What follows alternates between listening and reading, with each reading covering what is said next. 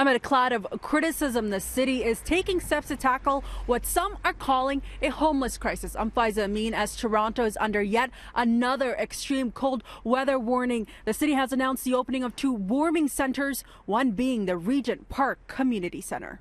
It is no secret that we're facing this unprecedented combination of extremely record-breaking low temperatures and strains on the demand that have been placed on our shelter system.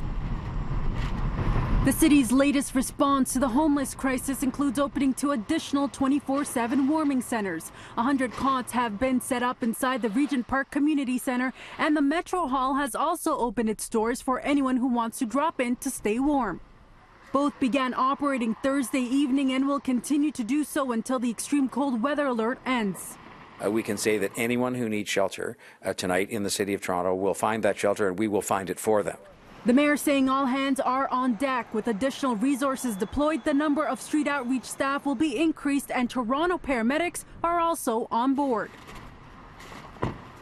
2 ambulances will roam the city, keeping an eye out for anyone in distress, a first for EMS. This is going to be our first venture into this joint with the city shelter services to find out if there is areas that we can aid in getting the vulnerable help and aid. On Wednesday, 40 more beds were added at the Better Living Center. The city also said it has its eyes set on making the Moss Park Armory its 7th winter respite center, a decision it rejected last month, but this week put in a formal request to the federal government. The Minister of Public Safety and Emergency, Ralph Goodale, tweeting, "We have received an official request to provide a temporary emergency respite center in Toronto. We're working with the city and province to evaluate options. We all want to find the most effective solution as quickly as possible."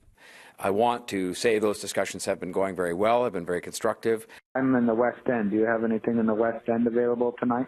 Not at the moment. Amidst all the criticism and reports that people were mistakenly told there were no spaces at shelters, Toronto's ombudsman announced her office would be looking into the city's services for the homeless. The city saying it's also conducting its own review to modernize its data and improve transparency to the public.